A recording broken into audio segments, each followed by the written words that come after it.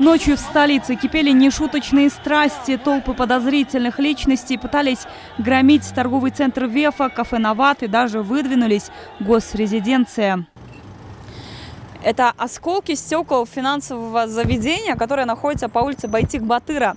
Этой ночью примерно в 3 часа митингующие пытались со стороны площади идти в сторону южной части города.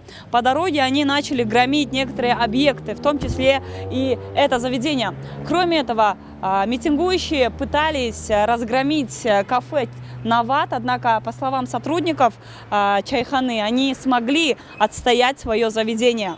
И слава богу, это максимум того, что смогли сделать митингующие. По мнению горожан, видеть такие разрешения очень печально и обидно, так как разгромы устраивали наши же граждане, которые не понимают, какой урон несут государству их разбои. Да дикость это, дикость. И это позор для всей страны, позор. Я не знаю, когда это прекратится. Это только прекратится, когда верхушка поумнеет. А как верхушка поумнеет, и страна оздоровится. Так же? Туура эмес, конечно, туура эмес кылышты. Жаштар кызуулук калтырып неме кылышты да. А так туура эмес. Радиолорго жол бербеш керек. Бул потому что өзүбүздүн эле жерибиз, өзүбүздүн мекенибиз. Как оценить? Плохо, плохо. Революция очередная. Плохо. Нет слов. По словам дружинников, среди них были и пьяные молодые парни, и мужчины среднего возраста. Однако, несмотря на это, отряды добровольцев смогли сохранить большинство объектов города. Каждый из них не намеревался занять какую-либо должность. Молодые парни охраняли город от мародеров, лишь потому что повторять ошибки прошлого крайне опасно. Как в экономическом плане, так же это сильно бьет по имиджу страны.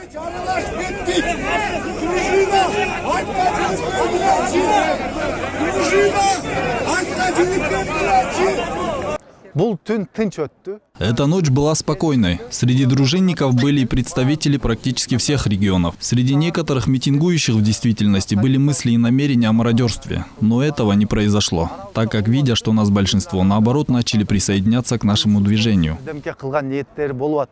Между тем, предприниматели и владельцы бутиков в торговых центрах Бишкека все еще вывозят свой товар. Они опасаются, что мародеры начнут грабить торговые площади. Прошедшей ночью на помощь народным дружинам пришли и милиционеры, переодетые в штатское, заявил исполняющий обязанности главы МВД комендант столицы Курсан Асанов.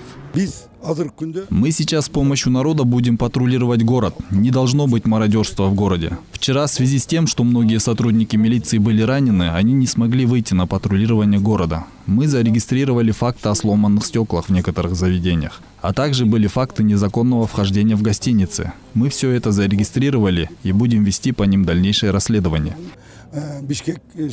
На данный момент среди дружинников нет пострадавших. По их словам, они будут защищать город от мародеров до последнего. Стоит также заметить, что среди добровольцев были и звезды отечественного шоу-бизнеса, которые через соцсети открыто и регулярно рассказывали о происходящем в городе. Айдаматбекова, Алтынбек Саакиев, Нью ТВ.